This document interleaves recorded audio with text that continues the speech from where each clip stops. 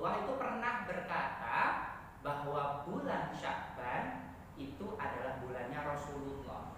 Jadi kalau bulan Rajab itu bulannya Allah, kalau bulan Sya'ban itu bulannya Rasulullah, kalau bulan Ramadan itu bulannya seluruh umat manusia.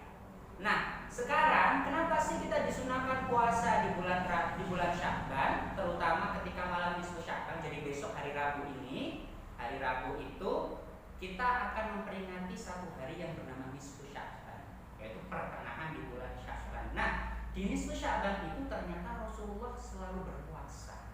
Tahu nggak kenapa alasannya? Tahu Ustaz. Nah, kasih tahu sama Ustaz. Dengerin ya, anak-anak juga didengerin ya. Jadi Rasulullah ketika malam nisfu Sya'ban paginya itu selalu berpuasa. Karena malam nisfu Sya'ban itu semua amal kebaikan kita diangkat ke atas langit, diterima oleh Allah Subhanahu wa taala. Nah, Rasulullah kepingin ketika amal beliau diangkat kepada Allah, beliau dalam keadaan berpuasa. Jadi makanya Rasulullah ketika nisfu Sya'ban selalu berpuasa. Makanya kita hari ini berpuasa apa enggak? Semoga kita semuanya berpuasa ya. Kita meniru Rasulullah berpuasa ketika nisfu Sya'ban. Oke, jadi anak-anak kalau bisa diusahakan besok puasa sunnah Sya'ban. Oke. Insya Allah puasa semuanya ya. Bisa. Pasti bisa. Oke. Ustaz, kalau keistimewaan bulan Sya'ban itu apa ya Ustaz ya? Oke, keistimewaan ini pertanyaan yang bagus dari saya. Anak-anak dengarkan ya. Apa sih keistimewaan dari bulan Sya'ban? Ini nanti ceritanya sedikit panjang ya Ustazah ya. Karena ternyata bulan Sya'ban itu menyimpan cerita yang luar biasa sekali. Jadi bulan Sya'ban, mungkin pertama kali Ustaz mau bilang apa sih bulan Sya'ban itu? Artinya apa sih bulan Sya'ban itu? Bulan Sya'ban itu artinya yatasya'abu fihil khair. Maksudnya bagaimana? Jadi di bulan Sya'ban itu semua amal kebaikan kita bercabang dan pahalanya dilipat gandakan oleh Allah. Makanya kalau di bulan Sya'ban yang sedekahnya belum rajin harus rajin, yang sholatnya belum rajin harus rajin. Gitu ya Saudara Ima ya? Biasa. Yang puasanya belum rajin harus rajin juga, karena ketika bulan Sya'ban semua amal kebaikan itu dilipat gandakan oleh Allah Subhanahu wa taala. Itu kalau artinya bulan Sya'ban. Nah, sekarang ini ada yang menarik sekali Ustaz. Bulan Sya'ban itu terdiri dari 5 huruf. Shin, Ain, Ba, Alif, dan Nun. Nah, setiap huruf ini punya arti. Kita mulai yang pertama ya. Oke, Huruf Ustaz. apa Ustaz dia? Mulai yang pertama. Kita mulai. Huruf Shin. Ustazah bisa megang huruf Shin. Apa Nah. makna Shin itu Ustaz? Huruf Shin itu singkatan dari kata-kata syaraf yang artinya adalah kemuliaan. Jadi kalau kita melakukan kebaikan di dalam bulan Sya'ban, kita akan diberi kemuliaan oleh Allah Subhanahu wa taala. Makanya harus rajin kita berbuat kebaikan. Itu yang pertama Shin yang artinya kemuliaan. Kemudian yang kedua adalah Ain. Arti dari Ain adalah minal ulu. Ulu itu artinya derajat yang tinggi.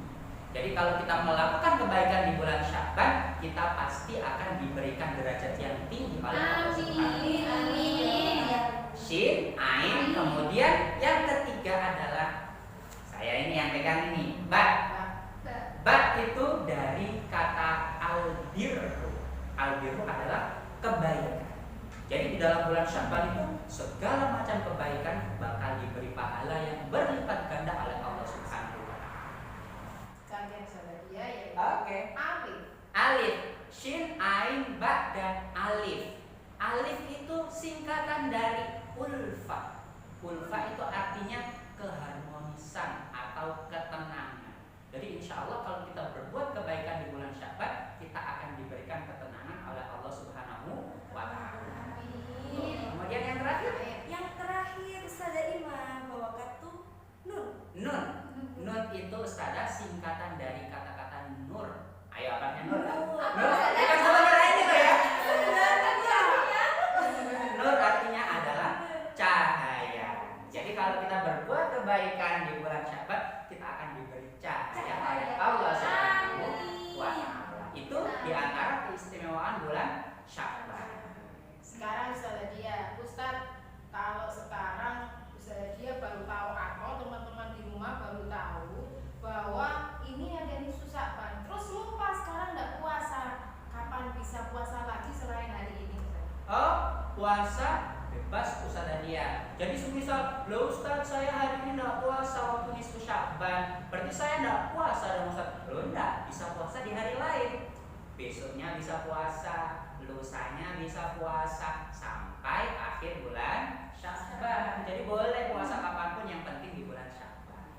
Berarti tidak menuntut kemungkinan 1 atau 2 kali tidak apa-apa. Iya, tidak apa-apa. Mau 3 kali tidak apa-apa Ustaz. Mau 1 minggu atau 1 bulan. Ya. Bagus. Ya, Oke, terakhir ya. Ustazah dari mana?